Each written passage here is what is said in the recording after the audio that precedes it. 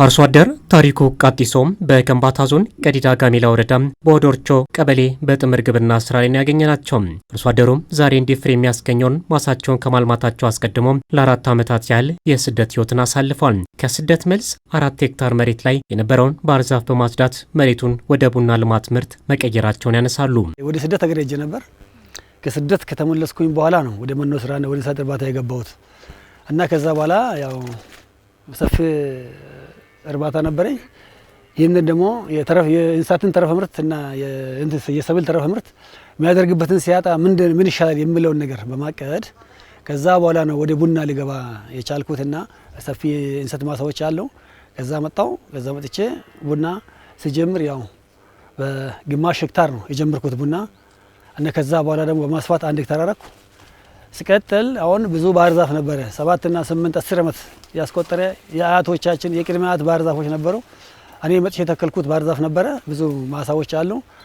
ከዛ በኋላ 4 ሄክታር ባህር ዛፉን ነው ነቅዬ አምነ ቡና የተከልኩበት። ከዚህ ቀደም የገቢ ምንጭ አድርገው የያዙት የባህር ዛፍ ተክል ውጤቱ አድካሚና በተፈጥሮ መሬትን የሚጎዳው ነው አግኝቻለሁ የሚሉት አርሶ አደሩም በ10 ዓመት ውስጥ ከባህር ዛፍ ሽያጭ ከ300 ሺህ ብር ያለፈ ገቢም ያገኙበት አልነበረም። የክልሉ መንግስትም የፌዴራል መንግስትም አሁን ለምሳሌ ኢትዮጵያ አሁን ለምሳሌ አረንጓዴ ወርቅ ተብሎ ነው የሚታወቀውና ለኢትዮጵያ ገቢ ማስገባትም ሲያይ የገባ ሁኔታ ሁሉ በጣም ከፍተኛ ስለሆነ ከሌላ ሰብልም ሆነ ከየተኛውም ቡናው የአረንጓዴ እንትኑ በጣም ብዙ ዋጋ የሚያስገኝ ለኢትዮጵያም ለኛም ለአርሶ አደሩም ጠቀሜታ ስለሆነ እኛ ደግሞ የክልሉ መንግስት የግብርና ቢሮ ኃላፊ ለምሳሌ ባህር ዛፍ አረንጓዴ እንትን ነው የሚያቃጥል ነገር ነው በልቷል፣ ማሳችንን በልቷል፣ ጨርሷል። በ10 ዓመት ግን 180 ሺህ ነው የሸጥኩት። 180 የሸጥኩት ቦታ በ2 ሄክታር 180 በ2 ቶታሊ በ4 ሄክታር 300 ሺህ ነው የሸጥኩት። 300 በስንት ዓመት በ10 ዓመት 300 ሺህ ብር ሽጬ በጣም ከስራለሁ። ከዛ ግን በአንድ ዓመት ከዚህ በኋላ በአንድ ዓመት ብዙ ምርት ማፍራት እየቻል አሁን ለምሳሌ ይሄ ቡና የ3ኛ ዓመቱ ነው መልቀም ጀምሬያለሁ። በ3 ዓመት ቡና ለቅሜያለሁ። የተለቀመ ቡናም አለ። ስለዚህ የሚያዋጣው ነገር ይሄ ያዋጣል የምንለው ነገር አስቤ ነው ወደዚህ የገባሁት። አቶ ታሪኩ በቡና ልማት ብቻ ሳይሆን በእንስሳት ሀብትና በፍራፍሬ ምርቶች ጭምር ተሳታፊ ናቸው።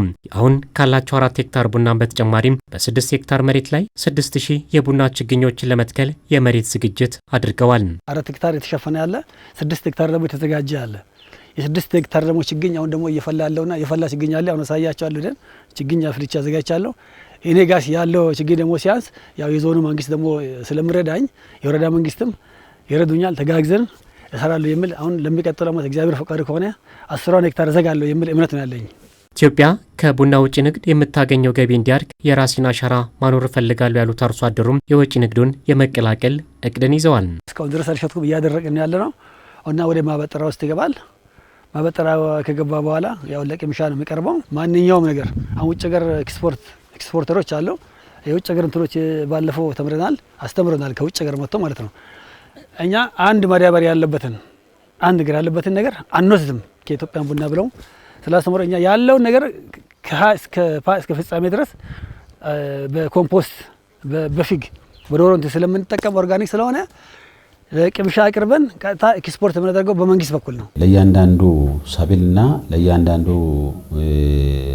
እንስሳት የሚመጥን ስራ በመስራት ከሁሉም ምርትና ምርታማነትን በማሳደግ ከቤት ፍጆታ ባለፈ ለገበያም ጭምር የማቅረብ ስራ በስፋት ነው እየተሰራ ያለው። ከ150 በላይ ለሚሆኑ ዜጎች በቋሚነትና በጊዜያዊነት የስራ እድል መፍጠር የቻሉት አርሶ አደሩም ዜጎች በሀገራቸው ያለውን ሀብት ወደ እድል በመቀየር መለወጥ እንደሚችሉም ከራሳቸው ተሞክሮን ያጋራሉ።